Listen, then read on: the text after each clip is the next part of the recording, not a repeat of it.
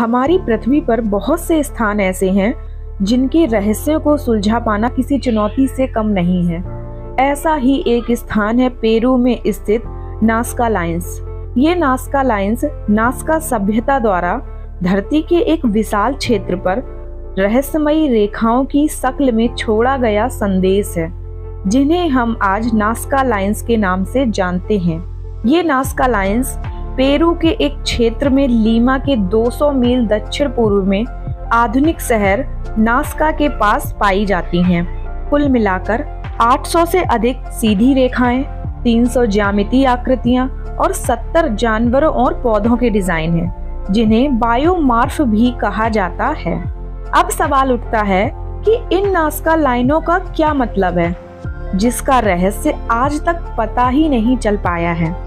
तो आइए आज के इस वीडियो में इन्हीं नाज़का लाइन्स से जुड़ी रहस्यों और इनसे जुड़े तथ्यों के बारे में जानते हैं। तो वीडियो बहुत ही इंटरेस्टिंग होने वाली है, इसलिए अंत तक देखते रहें। तो चलिए वीडियो शुरू करते हैं। दक्षिणी पेरू के प्रशांत सागर से लेकर एंडियन पर्वतमालाओं की तलहटी के बीच फैला है ये नाज़का क्षेत्र, और इसी क्षेत्र में है ये नाज़का लाइन्स, जो कि माना जाता है कि एंशिएंट नाज़का लोगों का रहस्यमय संदेश है।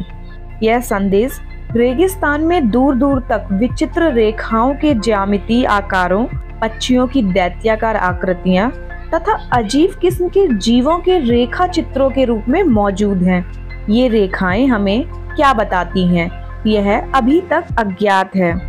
ये आकृतियां इतनी विशाल हैं कि अक्सर इन्हें एक बार में पूरा देखने के लिए 1000 फुट ऊपर तक जाना पड़ता है। ऐसा लगता है कि ये आकृतियां हजारों वर्ष पहले पृथ्वी पर किसी दूसरी दुनिया से आए लोगों ने बनाई होंगी। इन मैदानों में पिछले 10,000 वर्षों से एक बार भी वर्षा नहीं हुई है। दक्षिण पेरू के मैदानों पर हुए मिट्टी के क्षरण को अमेरिका के अंतरिक्ष वैज्ञानिक मंगल ग्रह पर हो रहे क्षरण जैसा मानते हैं। इन मैदानों की असाधारण शुष्कता ही नाज़का लोगों द्वारा बनाई गई इन 1500 वर्ष पुरानी रेखाओं को सुरक्षित रखता है। ये रेखाएं समांतर कतारों से बनी हैं, जिनमें लोहा तथा लोहे का ऑक्साइड भी शामिल है। सन 1941 में पहली बार इन नाज़का लाइन्स के रहस्य की ओर वैज्ञानिकों की निगाहें गईं। लॉस आइलैंड विश्वविद्यालय के अमेरिकी प्रोफेसर डॉक्टर पॉल कासॉक ने पहली बार इन रेखाओं का अध्ययन किया। हवाई जहाज में बैठकर इन रेखाओं को देखने के बाद डॉक्टर पॉल ने इन्हें विश्व की महानतम खगोल शास्त्र की पुस्तक करार दिया। इसके बाद जर्मन गणितज्ञ व खगोल शास्त्री श्रीमती मारिया रीशे ने इन रेखाओं का अध्ययन किया। उन्होंने इन रेखाओं में सैकड़ों तिकोने व चतुष्कोणिक आकार, सीधी रेखाओं के जाल, तारों की आकृतियां तथा 100 दैत्याकार पशु पक्षियों व वनस्पतियों के रेखा चित्र खोज निकाले हैं। ये रेखाएं 200 वर्ग मील के विशाल क्षेत्र में फैली हुई हैं। नाज़काओं ने अपनी रहस्यमय कलाकृतियों के लिए सूखी नदियों से घिरे क्षेत्रों तथा विस्तृत समतल इलाकों को चुना है। इन रेखाओं के निर्माण में टनों छोटे छोटे कंकड़ों का प्रयोग हुआ होगा। पृथ्वी को एक विशाल कैनवास समझकर पहले योजना बनाई गई होगी तथा उसके बाद 6 वर्ग फुट के छोटे छोटे नमूने के चित्र बनाए गए होंगे, जो आज भी दैत्याकार चित्रों के समीप मिल सकते हैं। मारिया रीसे का अनुमान है कि प्रत्येक बड़े चित्र के लिए नाज़काओं ने निर्धारित क्षेत्र को सेक्शन में बांटा होगा तथा उसके बाद डोरियों की मदद से उन्होंने सीधी रेखाएं बनाई होंगी। वे स्तंभ आज भी इस रेगिस्तान में मिलते हैं, जिनसे ये डोरियां बांधी गई थीं। कार्बन डेटिंग की तकनीक से इन खंभों की आयु 500 ईस्वी मानी गई है। मारिया रीसे ने नापने की वह इकाई भी खोज निकाली है जिसका नाज़का लोगों ने प्रयोग किया होगा। नाज़का कालीन बर्तन के एक टुकड़े पर बने एक चित्र के आधार पर अंतरराष्ट्रीय रिसर्च संस्था के सदस्य जूलियन नॉट और जिम वुडमेन का दावा है कि नाज़का लोगों के पास कोई ना कोई वायुयान नुमा वाहन अवश्य रहा होगा वरना वे बिना ऊपर से देखे इन चित्रों को नहीं बना सकते थे।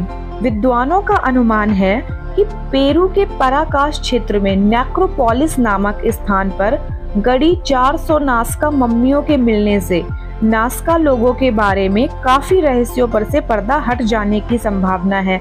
ये मम्मियां नास्का शासक वर्ग के सदस्यों की है जो 2000 वर्ष पूर्व अत्यंत जटिल कर्म कांडों के साथ दफनाए गए होंगे।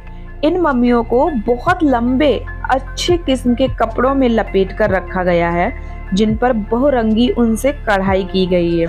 कढ़ाई के डिजाइनों में विचित्र मुखौटा पहने हुए ऐसे लोगों को उड़ते हुए या हवा में कलाबाजियां खाते दिखाया गया है जिनके शरीर से फीते लटक रहे हैं। क्या नास्का लोगों ने ऐसी पतंगों का निर्माण कर लिया था जो मनुष्यों को अपने साथ उड़ा सकती थी?